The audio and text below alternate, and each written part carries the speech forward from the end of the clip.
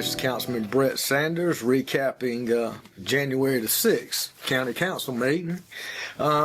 Tonight, third reading on the notification for council members, anything going to the planning department, if there's a project going up in a council person's district, that council person is notified. They do notify us now. I think a lot of times, someone says they didn't get notification or you didn't get the mail, or it gets lost, something of that nature. But this, you send an email in to the department, and they will make sure that anything going in your district, you get an email. So I think that's a good thing. A lot of times, you see things pop up and you're like, I mean, this is, in my district, and then you call, oh yeah.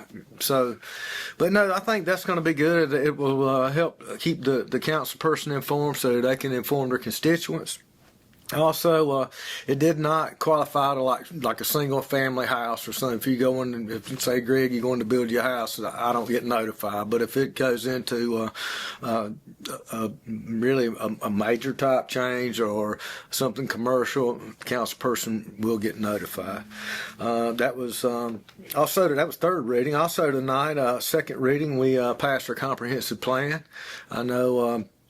There was, I think Miss Wilson made the comment, someone else, about how quick it was. But, then I think I commented, receiving the plan was fairly quick. But we've been working on this plan for months and months, community meetings, different meetings with different people that's working on it with co-write and things of that nature. So it was very in-depth. I think everyone needs to email the county, get a copy of it, look through it, and see the time and the effort that was put into that comprehensive plan. It was required by state law. Oh, yeah. Yeah, we have to do it. Well, how many years? I think every 10 years, and it come up this year. But, I mean, it was intense. Some good statistical information in there that I think works good. I know the average median house price in Anderson County is like, $345,000. The average or median income is $64,000. The average house that someone is broken down there that makes the median income is a $240,000 house. So our average house price is $100,000 greater than the median income can afford. So I mean, I think that's an issue. And hopefully that'll be addressed. And that leads into the next one. There was a request to bring a moratorium back up off the table. And I think the last council meeting, it was stated, it's been years they've been working on it, or council's been working on it. We had some people speak tonight, which I'm glad they came and spoke, but this wasn't a council thing and everyone's sitting around and coming up with some plan, or let's try this or try that. This was a professional company that comes in, the one that actually helped work and create our comprehensive plan, had sit down and came up and looked at some of the areas that we could address to create a better product. And I think we have several ordinances that was just passed that will address some of these concerns I think that people have. I know that the mass grading was going to be a major. I think you'll see a large decrease in the number of permitting on subdivisions, things of that nature.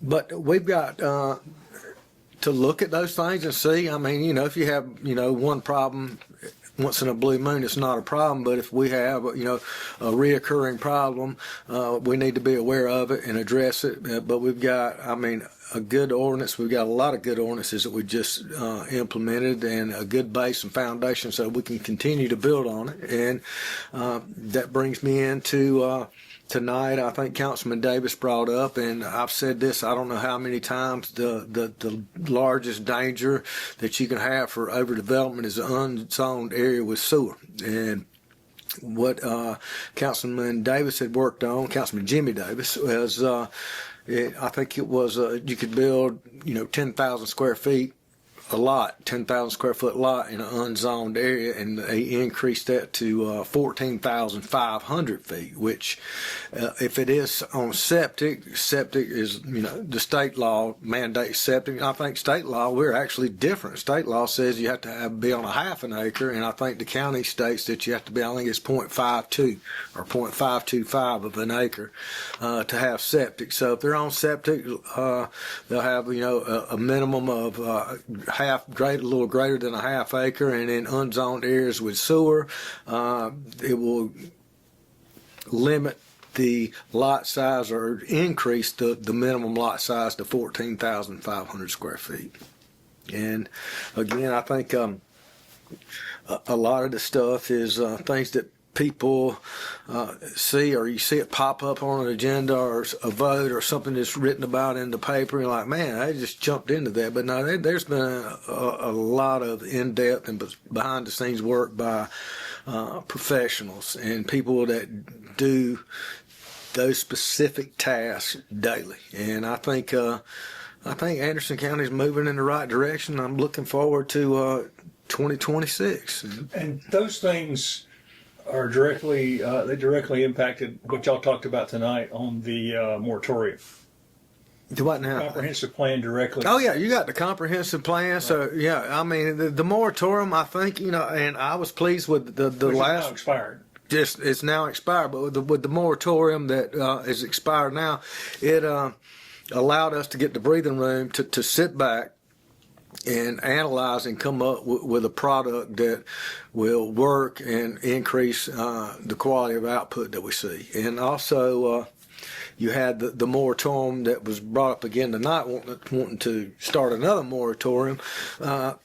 I think it was a 6-1 vote against that, and I think it was a fair vote, and I understand why it was brought up. But we have measures in place now, measures that were worked on by professionals that do this for a living and come in and guided us. We met with the public, we met with graders, we met with developers. I mean, we've done our homework, and it's going to be a good product. So you compare that, or pair it with our comprehensive plan. You pair it with the mass grading ordinance. You pair it with those setbacks and different ordinances that we passed, increasing the setbacks.